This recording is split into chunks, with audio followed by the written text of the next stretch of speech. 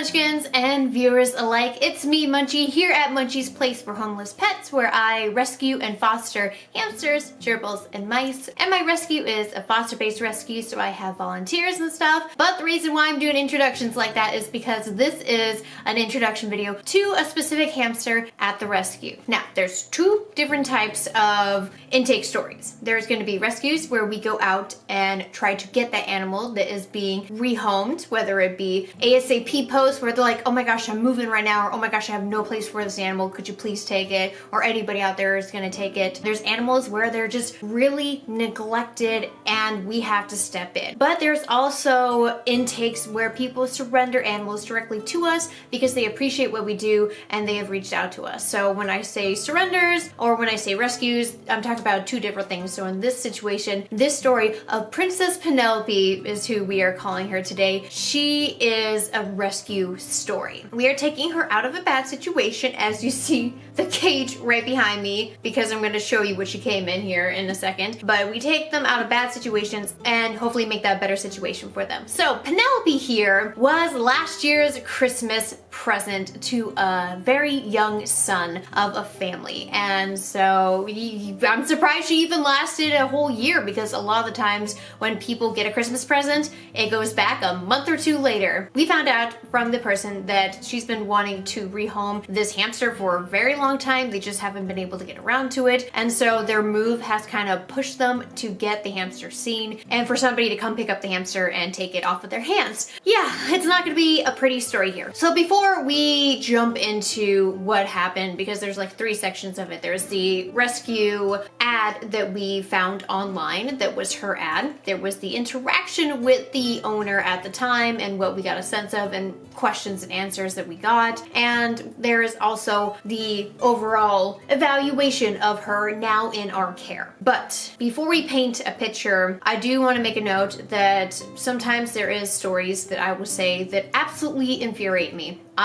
Even though I run a rescue, I do want you guys to know YouTube is basically my social place. This is my social bubble. This is how I express myself to you guys and to connect with you guys. That's why I like showing my face instead of just me talking over a voiceover of hamsters running around the enclosure. I actually do like to talk about the nitty-gritty stuff because I feel like people are connected to my videos that way and they appreciate me and how I feel at the time. Because right now it's not gonna be pretty for you guys, at least for poor Princess Penelope here. There will be times when I can see why the owner had them in really poor care because of unintentional neglect, or there is times when you know that owner. For instance, with Lucy's situation, unfortunately, that owner was intentionally neglectful. They absolutely did not care about the animal. They wanted it gone, and they just didn't care what was harmful and what was okay for it. They did not give two shits.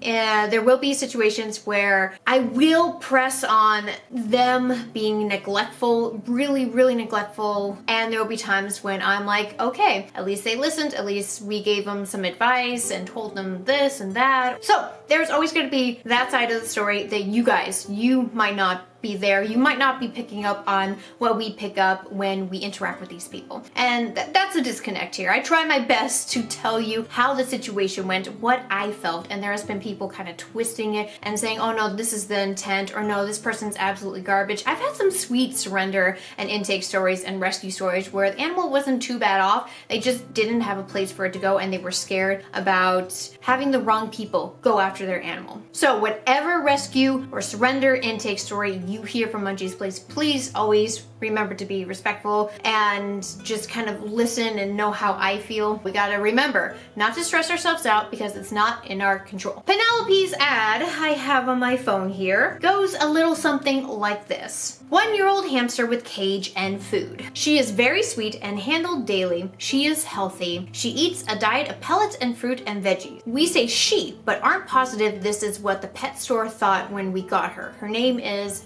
Pepper. which we changed to Penelope because Pepper is kind of generic, because as soon as I looked at her, I'm like, no wonder they named her Pepper. She does, you know, that peppery look. But then again, a lot of people name Pepper Pepper. So it's so generic to me, I'm just not gonna go with it. Her rehoming fee is 25K Janelle Guinea Pig Ferret Reptile Apartment Pet. Now, I don't like those tags right there. Let's review the tags. Guinea pig. Why guinea pig? Well, I guess because, you know, small mammal. Fine. Ferret. Not really the small mammal, but it is a small animal, but it is kind of a carnivore instead of a prey animal, which, you know, when you think of hamster, you don't really think of ferret, but then again, it's still in the fuzzy wuzzy cute factor, so I guess reptile. No. When somebody lists hamster or gerbil or mouse alongside the words of reptile, that really is bad, because people who are looking for feeders will go and seek out stuff like this. While I get comments all the time that says, Munchie, people aren't that dumb. They're not gonna feed their hamsters to snakes. Are you kidding me? I had some guy and his girlfriend walk into my pet store and ask me for 2 Syrian hamsters. And I'm like, huh, why are you so specific? Do you have a setup at home? Did you know that they're solitary animals? Oh, no. I want them as my snake food. No. Then they asked for another small animal. I was like, And this was an adult that was much older than me. I tried to explain it to him too, that Syrian hamsters do not make good feeders. So it does happen. But yeah, no, listing reptile in here and having a reptile owner scroll through reptiles and see a hamster and a cage, it's just a very not safe situation, but I can understand that, oh, well, you know, reptiles, small animals, you know, somebody's gotta be interested, right? No, don't list it when it's not that animal. Don't list hamsters being reptiles because they're not. Just stop. Anyways, apartment and pet. So trying to attract people who are looking at apartments, thinking that, oh, if you look at apartments, you think of hamster, right? And pet, because it's so generic. I feel for this hamster because when we look at the cage, this is, and I forgot the name of this cage, I was looking at reviewing this cage on Amazon because I had heard horrible things about this cage. Unfortunately, this cage has killed some animals and they discontinued it because of a horrible design flaw that somehow passed through production and the team, and they're like, okay, this is great, yeah. This cage has been since discontinued, but this right here is actually honestly a death trap, and I'm so glad I have it because wow, this person must have been holding on to it for a year. That is insane to think about, because of course, like I said in the beginning, this hamster's been with them since last Christmas. And then if we just look at the photos, we can see that the whole setup's not right. We see the hamster, which is kind of a small Syrian, but you see a pellet mix in there that is a hay-based diet, and it just looks not too good for this poor hamster. There's hardly no bedding inside of there, and of course you can see right here there is no bedding. I got it, literally just got it. And so I'm showing you guys now, there is no real place to just pile up your bedding, but she did have enough bedding inside her hide to at least keep her comfortable and warm.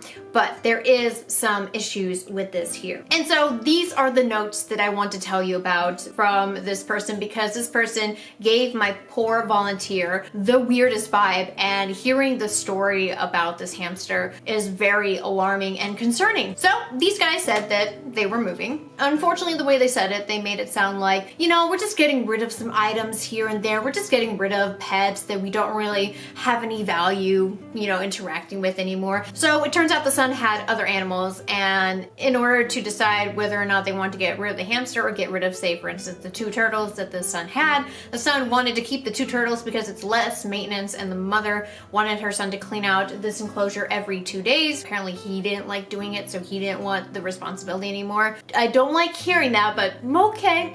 They said they previously had it in a 10-gallon fish tank, and when I got this cage, I thought that this cage was much smaller than what you see here. I mean, like, if I put it right next to me, look how tall it is and look how wide it is. It is definitely a lot bigger than a lot of the KT critter trails that I've seen, and it goes up several layers, and it is a very clear design, and I was not expecting this. I thought it was going to be trash, but it is trash in its own way, and I will review that eventually in the future. Yeah, it's much bigger than a 10-gallon, so kudos to them, but the wheel inside of it is way too small and she probably was not running on it. We didn't ask. We probably should have, but we weren't thinking at the time because the next thing is going to be even more disturbing. So the family, when they first got the hamster, got her when she was a baby Syrian hamster, which she was a young pup in a pet store, and pet stores usually anywhere from 5 weeks to 8 weeks is when they get them in. So the hamster could have been, let's just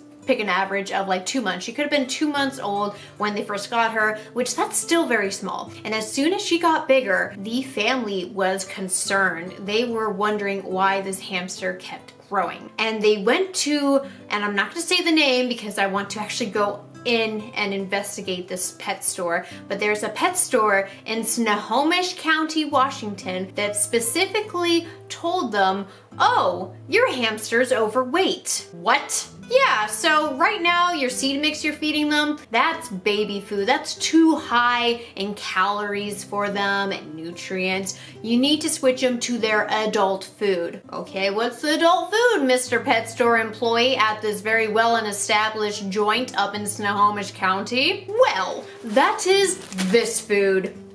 You see this? You're gonna be thinking, oh, that's oxbow, and that's oxbow pellets and oats. It is not the hamster version. So we were told that they were giving the hamster guinea pig diet because that's what the pet store told them when they came to them concerned for their hamster because they didn't understand why this hamster was growing. Oh, gee, lady, I wonder why this hamster was growing, just like how your son has to grow up. So does any animal, you know? I mean, it's very upsetting to hear that not all pet stores let people know, hey, by the way, these are babies, they're gonna get a lot bigger, and you should probably look into it if you are concerned or just wondering how big they can get. Like when I was at a pet store working there, I used to tell customers, what you see are babies, or if there's somebody that was there for a long time, I'm like, oh, this one is an adult Syrian hamster. Unfortunately, people have just overlooked her because they want the cute little babies, but they're harder to tame. If you want a hand-loving, tameable gal, she is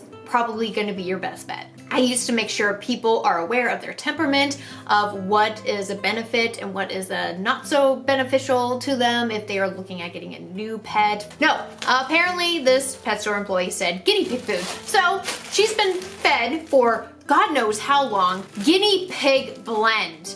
And we don't have the bag. Unfortunately, she described the bag, but we couldn't really pinpoint exactly what type of brand it was. And so she asked the pet store employee too, is the tank that we currently have suitable for them? Because we're just still concerned, like she at least had questions, but unfortunately she went with the horrible pet store employee who gave horrible information. And he said, oh, no, they don't need the space. They don't need the space. They are fine and adequate in what you have them in now. They don't use the space. The space is not apparently needed for foraging hamsters because, you know, they travel 5 to 10 miles a night in average, you know, out there in the wild. But no, they don't need the space because they don't have a wide territory. Nah, that's just phooey because, you know, this is the one thing you should keep them in always, just a confined area with limited stimulation and limited space for them and space where you can't even make a proper burrow.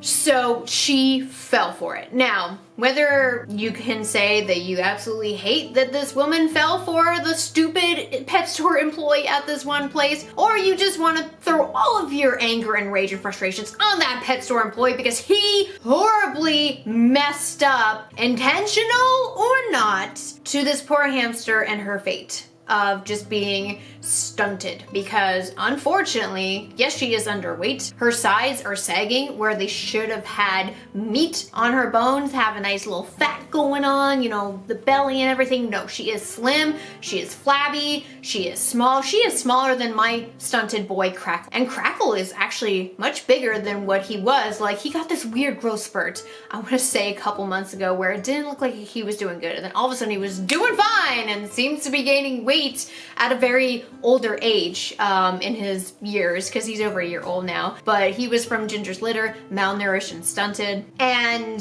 he apparently is bigger than she is. And they're around the same age because she's at least a year and 2 months old, and he's at least a year and I want to say maybe 4 months old. So unfortunately, she weighs 114 grams, which Syrian hamsters, they are much bigger and they should have gone much bigger, but since she's stunted, we suspect she might get to, well, at least for me, my prediction is going to be 130 grams. I feel like that is going to be around her average. We have yet to see how she's going to turn out. But the worst part is, and we just discovered this because we just got her, it took us 24 hours to get her into our main home because she was with our volunteer and being transported down to us because she came from very far away. We did not know, and our volunteer did not know this, but upon receiving the hamster, she was checking her over just to make sure she was okay, and the owner was just being kind of weird, as she described, where she's like, see, she's healthy, and she kept repeating herself, and it's weird that she included that in her ad. And I mentioned that to my volunteer. It just seemed kind of odd, but unfortunately my volunteer did miss this and I caught it. Penelope has a really big mass underneath her chin. Now you might not say it's like the biggest mass you've ever seen, but for that size and the redness and the shape of it, it looks very suspicious. It could be a nick. She could have got nicked. It could be the pine shavings, because we found out that yes, these are pine shavings, whether or not they're kiln dried or not kiln dried, because KT does have kiln dried. We've looked, and I looked on the bag and it said nowhere that's kiln dried. I don't know what pine shavings these are. Unfortunately, I can't tell you if they irritated her chin. There's nowhere else in her body that has this type of bump, but yep, she could have nicked herself, or there could be something very suspicious going on with this mass. And honestly, I don't want to wait around and just be like, oh yeah, it might go away, because unfortunately, I don't want this thing to get progressively worse, and I do not want this thing to stress her out, because she is not acting like a hamster should. She is so severely energetic, but energetic in a very crazy-like way. She would not stop chatting with me when I placed her inside her enclosure with some of her stuff, because she was also on, for a little bit, paper bedding, but then she also had her hide in with the temporary enclosure, and so she does have a little bit, like a tiny bit of the pine shavings in her enclosure, just so she can at least get that scent and be more comfortable. But no, she was not comfortable. She was bouncing off the walls. She was not settling very well, and it's been a while since I've seen a hamster be so restless, but she is by far one of the most restless I've seen, and it's most likely due to the wheel being too small. And even though she's small herself, she probably did not use this, and she was only given this space, which I feel for her. She's in a 40-gallon breeder tank right now, and now we have to, unfortunately, take her to the vets. My volunteer thinks that this owner knew that this hamster was not healthy, that she had that bump under her chin, because that bump cannot have formed within a day. So next month, or the end of this month, is going to be a vet bill central. I am going to be taking on a bunch of vet bills because we're gonna get Butters spayed here in January. I'll talk more about her in a separate video. We are gonna be taking Mo in because there wasn't really any appointments that we could make between then and now. When I first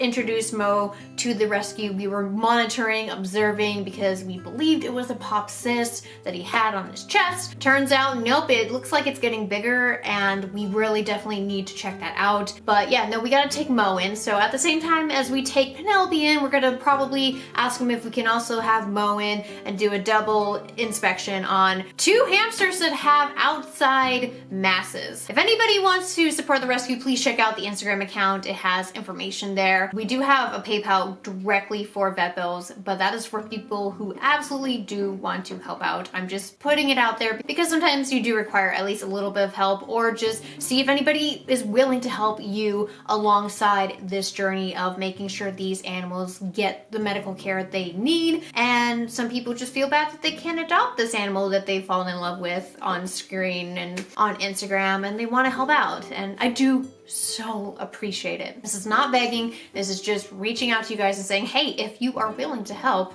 here is what you can do. And just liking and sharing and just talking about the rescue, it does help out the rescue a lot. So if you're not able to support the rescue, you can also do it in other ways just by being here alongside and watching YouTube videos. For those of you who are unaware, we do run ads in these videos, and it does benefit the rescue, and it benefits me helping these guys out because it costs gas, just getting to and from these places. It costs time, it costs shoes, it costs hides, bedding. Oh, we go through a lot of bedding. People were wondering, oh, I just want to make an announcement too about this because people were wondering in my Christmas event, why did I change a lot of the bedding in Echo's enclosure? And the reason for that is because we want to make sure that it is very sterile, that they're not in their own filth. They tend to build up, especially for Echo, for whatever reason, especially in 40-gallon breeder tanks too, because ventilation at the top, it's not at the sides, it's not all around like a wire cage. You really need to make sure that you are spot cleaning, and sometimes it can be a little bit hard, especially for the ones that like to burrow a lot and switch their corners around constantly or just go everywhere. There's some that are absolutely messy. It depends on the situation. It depends on how bad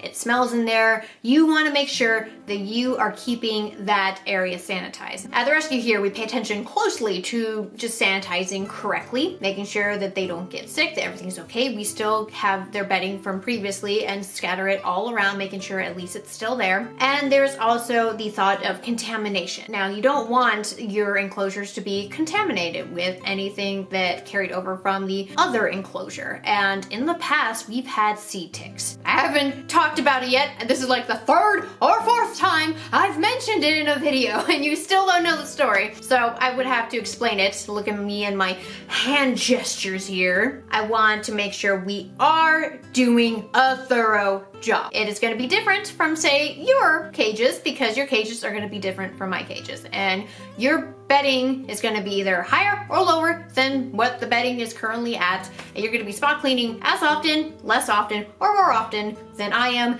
You got to evaluate the situation. If it reeks, if it smells, do not keep it. Do not let them be in their own filth over and over and over again, but still maintain a few scoops of their old scent to at least spread all over the new place. But if you accidentally forget and throw out all the bedding, it won't kill them. Now, it will cause them to be stressed, but it isn't going to be too bad. It's not really like the top stressor of a hamster's life, and I really wish people would get that. I know that people like to be very educational and try to let people know of their mistakes and correct them and see, you know, how they can improve and stuff. But we all make mistakes, and it is definitely a very small stress-inducing thing for a hamster. Just once in a while, if you accidentally forget, it's not the end of your hamster's world. Now, what would be the end of your hamster's world is if they're constantly in fear, constantly in stress, if you're not handling them correctly, if you are not providing them with the appropriate space that they need, not this stuff, if you're not doing some really big things that they need, like the appropriate food, the appropriate bedding, burrowing, making sure that they come out at night, not to disturb them during the day when they are not daytime dwellers, they are nighttime dwellers at twilight hours. You really do want to make sure you are not disturbing them too much. So